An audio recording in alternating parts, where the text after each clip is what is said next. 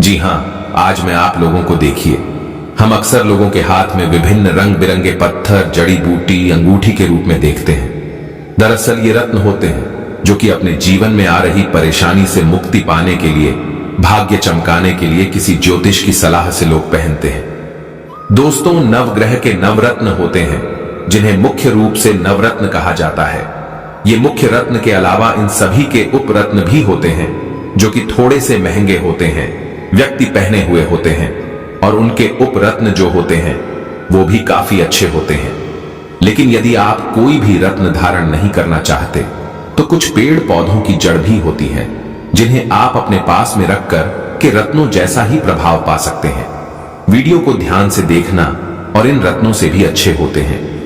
ज्योतिष विज्ञान में महंगे रत्नों, उपरत्नों के विकल्प के रूप में पेड़ पौधों की जड़ पहनना ज्यादा श्रेष्ठ कर कहा गया है। इससे बुरे ग्रहों का जो प्रभाव होता है, खराब समय जो चल रहा होता है उसका प्रभाव होता है, वह दूर होता है, और बिल्कुल ही ग्रह जो आपको नुकसान कर रहे हैं, आपको पीड़ा पहुंचा रहे हैं, वह दूर होती है। किंतु रत्नों में आजकल बहुत ही ज्यादा मिलावट हो रही है, साथ ही महंगे भी हो रहे हैं, तो आम लोग इसे खरीद नहीं पाते, तो क्या करें।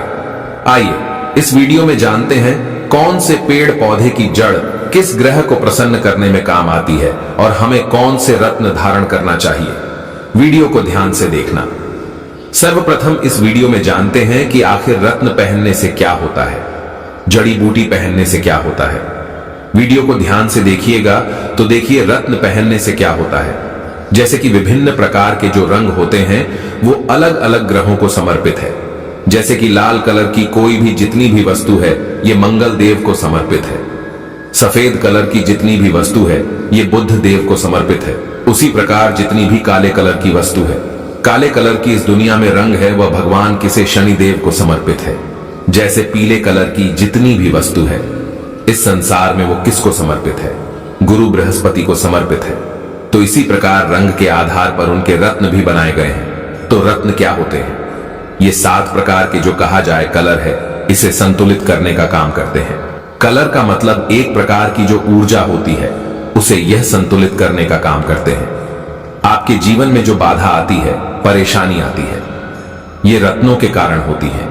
तो अगर आप भी महंगे रत्न खरीदने में समर्थवान नहीं है या फिर आप रत्न नहीं धारण करना चाहते तो पेड़ पौधों की जड़ भी धारण कर सकते। मैं तो इस वीडियो में बताना चाहूंगा महंगे रत्नों से अच्छा पेड़ पौधों की जड़ ही धारण करें, क्योंकि रत्नों में मिलावट होती है और काफी महंगे भी होते हैं। क्या पता सामने वाले मिलावट करके दे दे, क्योंकि अभी अधिकतर देखा जाए अभी की जनरेशन में तो मिलावटी सामान ज्यादा मिलता है। तो कौन से ग्रह को प्रसन्न करने के लिए, क्योंकि नव ग्रह कह गए हैं, तो कौन सी जड़ धारणा करना चाहिए। वीडियो में कंटिन्यू बने रहना। आज की जो वीडियो है बहुत ही सुंदर है। कमेंट बॉक्स में अभी तक जय श्री राम नहीं लिखा है तो जय श्री राम जरूर लिखना।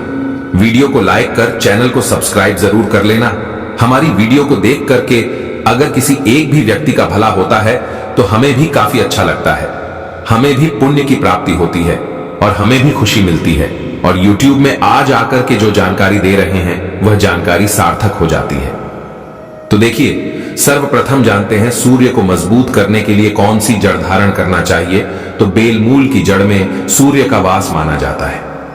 बेल के मूल की जड़ में सूर्य का वास माना जाता है। देखिए, मान सम्मान, यश, कीर्ति, तरक्की की चाह रखने वालों को रविवार के दिन पिंक कपड़े में इसकी जड़ को, बेल की मूल की जड़ को, ध्यान से सुनना, जो व्यक्ति यशमान, सम्मान, यश, कीर्ति, तरक्की चाहते हैं, ऐसे व्यक्ति को रविवार के दिन बिल्कुल ही बेल मूल की जड़ दाहिनी भुजा में, ध्यान से सुनिएगा, दाहिनी भुजा में बांध करके पहनना चाहिए। सूर्य के इससे बुरे प्रभाव नष्ट होते हैं, सुप्रभाव में वृद्धि होती है। अपच है, चक्कर है, बार बार जिसे चक्कर आते हैं, अपच होती है, हार्ट और रीढ़ से संबंधित जो रोग है, इसको धारण करने के बाद दूर होते हैं। तो आप ये धारण करने से पहले एक मैं मंत्र बता रहा हूं। इस मंत्र का कम से कम 108 बार जाप जरूर कर लेना। और इस जड़ को स्नान करने के बाद आपको धारण करना है ओम ह्राम ह्रीम ह्राम एस सूर्याय नमः। यह सूर्य देव का बीज मंत्र है। इसके बाद चंद्रमा से संबंधित बुरे प्रभाव कम करने के लिए आप जो है खिरनी की जड़, ध्यान से सुनना, खिरनी की जड़ का प्रयोग कर सकते हैं। सोमवार के दिन सफेद कपड़े में हाथ में बांधने पर इसे बिल्कुल ही सफेद कपड़े में आपको बांध लेना है। खिरनी की जड़ को और आपको अपने हाथ में बांधना है। भुजा में बांधना है तो इसे आपको पहनना है। इस प्रकार से आपको धारण करना है। आप चाहते हो इसे चांदी में भी डाल करके धारण कर सकते हैं। वीडियो के आखिरी में जानकारी बताऊंगा तो आपको शुभ प्रभाव मिलना शुरू हो जाते हैं। चंद्रमा के बुरे प्रभाव के फलस्वरूप व्यक्ति को कफ है, लिवर संबंधी बीमारी है, यह हमेशा घिरा रहता है और मानसिक रूप से यह विचलित करता है। यहां तक कि अगर आपके वैवाहिक जीवन में जो कष्ट आ रहे हैं, आपको सुख नहीं मिल पा रहा है, तो आपको चंद्र दोष लगा है। तो इसे किस प्रकार से धारण किया जाए? जैसे धारण करने से पहले आपको ओम श्रीम श्रमशाह चंद्रमस्य नमः इस मंत्र का 108 बार जाप करना है। इसे गंगा जल से स्नान कराने के बाद इस जड़ को आप देवी देवताओं की प्रतिमा की तरह पूजा करने के बाद धारण कर सकते हैं। इसके बाद है मंगल ग्रह अगर कमजोर है तो क्या करें? तो अनंत मूल की जड़ में मंगल ग्रह का वास होता है। ध्यान से सुनिएगा, अनंत मूल की जड़ में मंगल जी का वास होता है। यह जड़ मंगल के बुरे प्रभाव को कम करके उससे संबंधी जो परेशानी आ रही है उन्हें यह दूर करता है। इसे लाल रंग के कपड़े में बांधकर सीधे हाथ में पहना जा सकता है। इसे पहनने का सबसे अच्छा जो दिन होता है मंगलवार होता है। देखिए, मंगल जो ग्रह कमजोर है तो इसे क्या परेशानी आती है? त्वचा है, लिवर है, पाइल्स है, कब्ज है, ये सारी समस्या आती है।